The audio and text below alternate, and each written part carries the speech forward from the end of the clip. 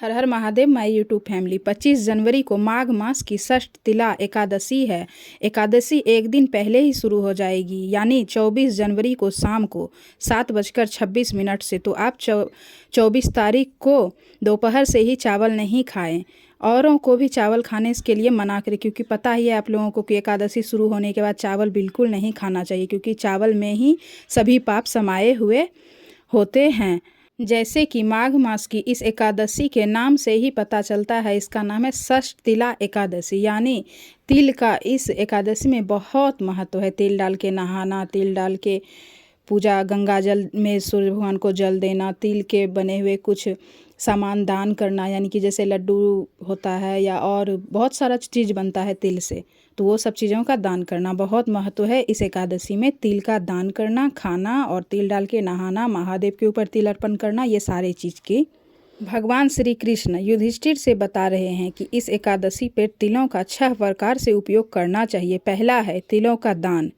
जो हम लोग तिल का दान करें, उस दिन करेंगे ना, तो जितना भी हमने दान किया है, मान लीजिए उतने तिलों को हम लोग बोते हैं और उसके अंदर से पौधे निकलते हैं। पौधे में जो शाखाएं निकलती है, भगवान श्री कृष्ण बता रहे हैं कि जितनी भी शाखाएं निकलती है, उतने 1000 वर्षों तक व्यक्ति स्वर्ग लोक में प्रतिष्ठित होता है। और तिलों का दान आप भगवान शिव जी के ऊपर भी कर सकते हैं। तिलों का दान हम लोग सूर्य का जो अर्घ देते हैं, उसमें भी जल में मिला करके सूर्य भगवान को अर्घ दे सकते हैं। नारायण को नहला सकते हैं, भगवान कृष्ण को नहलाते हैं, लड्डू गोपाल को नहलाते हैं, तो उसमें तिल का प्रयोग करें।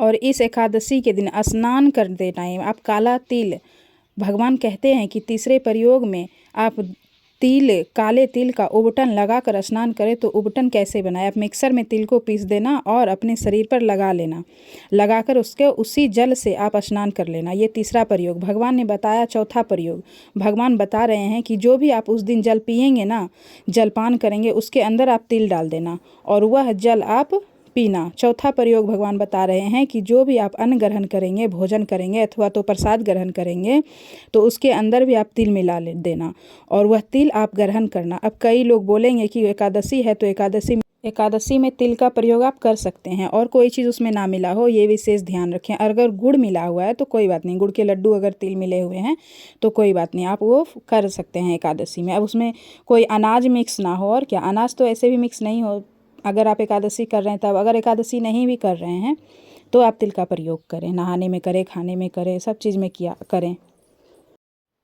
और आप लोगों को पता है कि माघ मास की जो ये षष्ठिला एकादशी है, इसके बारे में भगवान श्री कृष्ण बोलते हैं कि जो भी यह षष्ठिला एकादशी का व्रत करता है वो कभी भी नरकवास नहीं होता, यानी कि वो कभी नरक नहीं जाता। और अगर आप व्रत कर रहे हैं तो व्रत के पारण का समय का भी ध्यान रखें। 26 जनवरी को सुबह 7:01 से 9:02 के बीच, इसी बीच में आपको व्रत उपवास खोलना है। तो व्रत की कथा जरूर सुने। कथा बिना सुने कोई भी व्रत हो वो अधूरा माना जाता है। तो आप लोग षष्ठिला एकादशी की कथा जरूर सुने। षष्ठिला एकादशी की बहुत सारी कथाएं आपको मिल जाएगी, तो आप लोग किसी के यूट्यूब चैनल पे भी जाके सुन सकते हैं। और मैं अपनी इस चैनल पे भी षष्ठिला एकादशी की वीडियो अपलोड करूँगी, तो आप लोग एक बार कथा ज़रूर सुने। हर हर महादेव।